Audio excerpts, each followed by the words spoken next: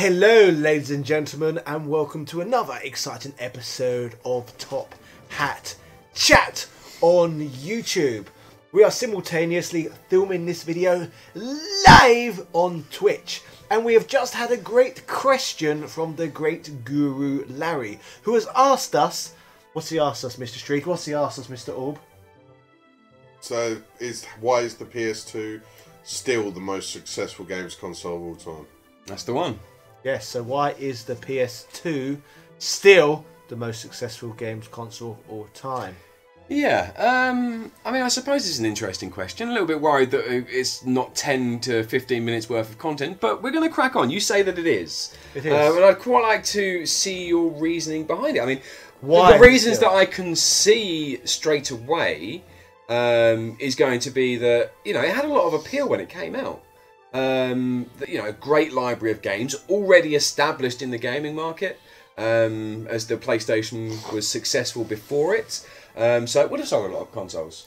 Well, it ended up with a great library of games, but for a while it was absolutely pitiful. It was abominable. It was awful. They basically got by originally just off the back of brand recognition, because the original PlayStation did so well and was so superior to anything else on the market. However, I strongly believe by the time the PlayStation 2 came around, it wasn't the best console around, but it just sold ridiculously due to the establishment of the PlayStation brand, combined with the fact that it was the first games console in which you could watch DVDs on, and many people didn't own DVD players back then, so at half the cost of having to buy a games console and a DVD player. Yeah. So the DVD player was the killer app which established the PS2. Yeah, didn't the PS2, like, the price of the PS2 was, like, only a little bit more expensive than a DVD player was at that time? Like, it wasn't far off. Exactly, as far as I remember. Yeah. But as a games console, though, it wasn't that impressive. Like, graphically, when it first came out, the games on it didn't look quite as good as what we already had on the Dreamcast. Like, there was nothing looked anywhere as good as the Shenmue games for quite some time. And, I would argue against that. okay, give me a game then. Name me a game. What came out? Ico. That does not look good. It looks awful. Well, you're lying. I'm not lying. Bullcrap. Does Ico or Eco, whatever you want to call it, Shadow of the ESO, Colossus. look as good as Shadow of the of the Colossus? Colossus. Came out quite a while into the cycle. But what you were saying is there was no games that looked as good as Shenmue. Early, I'm saying, in the first couple of years during its life cycle, nothing looked as good as Shenmue. Tekken Tag Tournament looked about as good as Shenmue. Tekken Tag Tournament did not look It all did. that great. No, it did not. Shenmue would look like, for the time, it looked good, but you have to appreciate that PlayStation caught up very quickly to that standard. I don't think it did. I think it took a while to catch up to that standard. On top of that as well, it's not actually as powerful as the Dreamcast to begin Doesn't with. matter. And on top of that as well, the PlayStation 2 was a nightmare when it was launched, because many of the units were faulty and people were having to send them all bloody back. Yet for some reason, people still continued to choose to buy them, despite the fact that a lot of them were broken. It was madness, That I tell happened you. with the 360 as It was well, though, madness. which is really strange. The Xbox 360 won that console war, and that had some serious issues as well. And do you know another console what did? But Strange. we know, like, the NES, Yeah. that did really well in America. That thing was a piece of crap. Yeah, it is a piece of crap. Like, you just get a white flicker when you try and put a game in most of the time. And prior to that as well, the actual Famicom, released in Japan in 1983, they all had to be recalled as well. So a lot of the most successful consoles of all time are faulty crap when they are first released. Okay. So why do us as consumers accept these faulty products, do you think? The PlayStation 2, in particular, had backwards compatibility. So Yeah. it was two That consoles was in nice. one. That was very nice. Yeah. It's- So essentially, you could pack or get rid of your PlayStation 1 and sell it to somebody else, have your PS2, and eat your cake too, I suppose. Could. It was a bit like when we've had Brexit coming up in this country and I've got Irish citizenship simultaneously. I'm getting my Brexit cake and eating it. No. Bad top hat. But it's true. Goodness sake.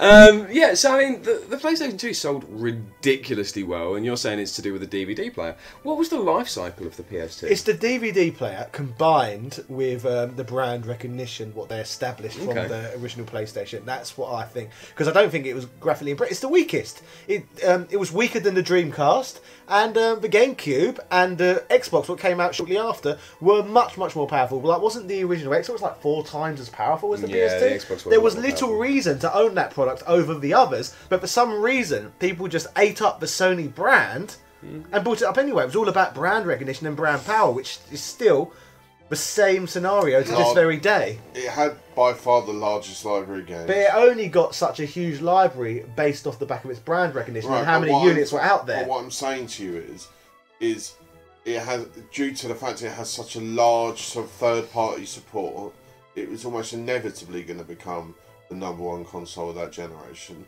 because all third parties developed for the PlayStation.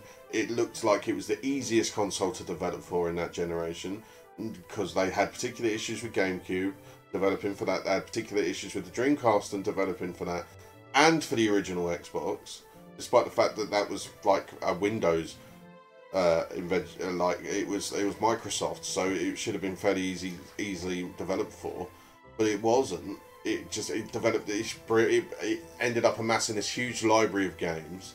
But there's no denying, like, compared to all the competition, graphically, it looked embarrassing. But it's not all about graphics. The DVD player as well, like, if you think about it further on, the PlayStation 3 came with a Blu-ray player, and a very similar selling point to the PS3 was the fact that it came with a Blu-ray player for a decent price. The Xbox 360 didn't have that, but the Xbox 360 won. Yes, but that's a different scenario, because DVDs were very popular at the time. Blu-rays to this day never really took off. To be fair, yeah. Blu-rays the modern day equivalent to what the Betamax tape was. That makes sense, in my opinion.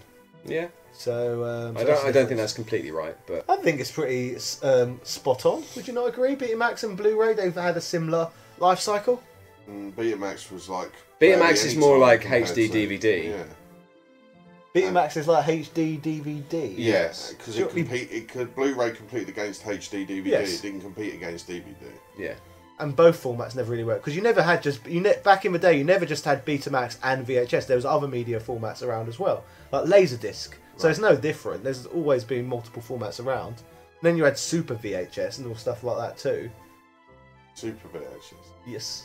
You're not familiar with a Super VHS? No, it sounds like you made it up.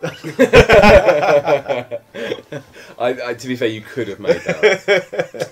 Yeah, I mean, I think the backwards compatibility combined with the DVD player, combined with the brand recognition, all contributed towards it getting an absolutely huge library, which many people love. And continuing sales meant that the library got bigger and bigger and bigger, which all contributed to the fact that is why the PS2... I mean, it didn't have a massive amount of competition, did it? As well as what you said about the fact that there was developing issues for every other piece of competition at the time, which then caused problems. No more than normal, though, really.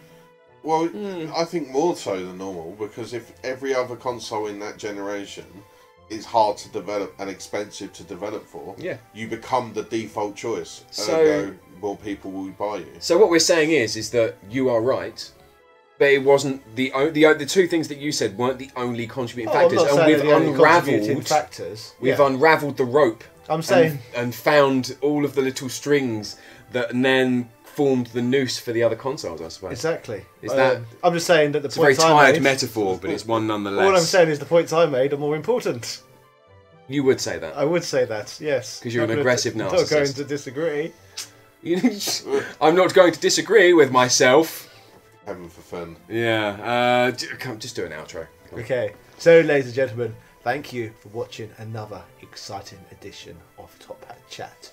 If you are new to this YouTube channel, make sure you hit the subscribe button. And if you are one of the individuals watching currently live on Twitch, then get over to YouTube and hit the subscribe button there on Top Hat Chat.